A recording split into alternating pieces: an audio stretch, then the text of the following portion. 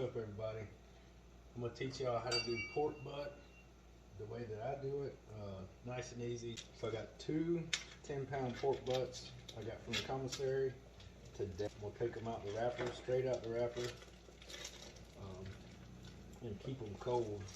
Ain't too worried about trimming them. I like for as much fat to render as possible, and then when I pull it, then I'll take those big chunks of fat out. Some, you know, if y'all the type of people that don't clean your sink, sorry for you, but let Big Daddy tell you, clean your fucking sink before you do this, so you ain't got last week's broccoli on your damn pork butt. First thing you're gonna do is you're gonna clean your meat. I like to use distilled white vinegar. What that does is it helps get that slimy texture off the outside of it. A lot of people don't do this. If you don't want to, you don't have to. You just pour it right on top and then rub it on. I use mayonnaise as a binder. A lot of people like to use mustard. I really don't give a shit what you use, or if you use one at all. That's not my business. It really don't add no flavor or take away flavor. I just feel like when you use the mayonnaise, it kind of, that oil that's in there kind of crisps up the outside and makes the bark a little bit harder, a little bit crispier. Before you put your binder on there, you're going to get some napkins and pat your meat dry.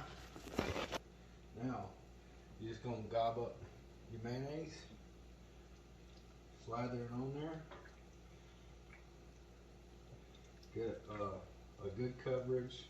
You're trying to make sure that you got it white from the mayonnaise, but not like smothered in mayonnaise. This ain't no fucking Waffle House hash browns, you know. Not gonna add no flavor.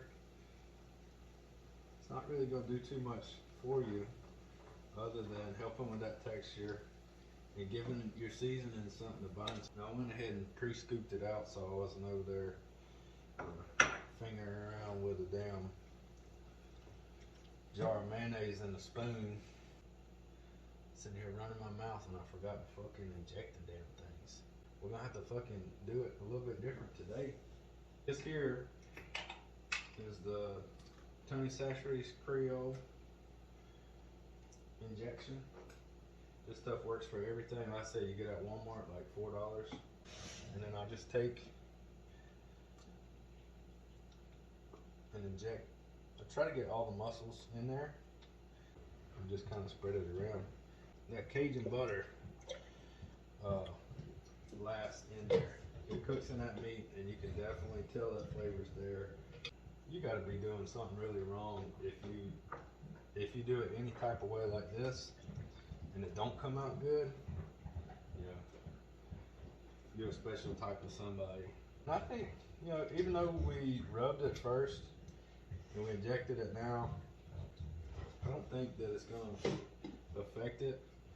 I'm just gonna pat it dry a little bit off of that to make sure that it's not running my seasonings off. I'm trying to cook dinner too at the same time, so while I'm trying to prep all this stuff now, while I got a little bit of time before picking up the kids, get this stuff prepped, get it ready to go, put it back in the fridge and let it cool down. The colder that meat is, the more that smoke's gonna stick to it. I don't know why they call it rub, because I always just douse this stuff on. And then I hit it with that McCormick's brown sugar bourbon. You see, try to use one hand for my dirty hand for now, and then go left hand. You know, I ain't no Tua Tagovailoa, but I use my left hand sometimes. But when you think about it, the bark is only a small portion of where that flavor is coming from, because a lot of the seasoning is going to run off with the renderings. You're going to have guys that cook really well. They're going to tell you how to do it. I might not cook as good as them. I'm going to tell you to do it however the hell you want. A lot of people will just tell you, oh, throw it at 225 and let it sit. But your grill might cook different at 225 just because the airflow, where the heat's coming from. If you don't have an even heat distribution, it's going to cook differently. So if you're sitting there racking your head wondering why your shit's not getting done at the same pace as your buddies, and you're not using the same grill as them, well, that's the reason. So you got to learn your grill, and don't get set on any one thing. Have some patience to figure it out. It took me a while to realize that. And I would catch stalls at 160, 170, and I couldn't get it to push past the stall. 225, I'd be wrapping it. And I didn't know why it wasn't doing what it was supposed to do based off of what people on the internet told me. What people on the internet don't tell you is a lot of times they don't know what the fuck they're talking about. I cook at 250 degrees on my grill, and I get just as good a result. She'll tell you always shoot for internal temperatures when you're basing where your meat's done at, and don't rush it. Give yourself plenty of time, and I'll show y'all how I kind of cheat, which I learned from this guy Fred Schmickel. We had a little friendly competition, and he beat me because he can cook very well. But also, I never thought to take the damn seasonings that you use at the beginning and throw them back in there at the end after you pull it. So after old Fred got me with that one, I've been doing it ever since, and that's 3 different things that you're looking for when you're cooking pork butt. You got the tenderness, the moisture, and the flavor. So we got them both fat side up. 50 degrees internal, we're cooking 255. All right, there it is, about an hour in.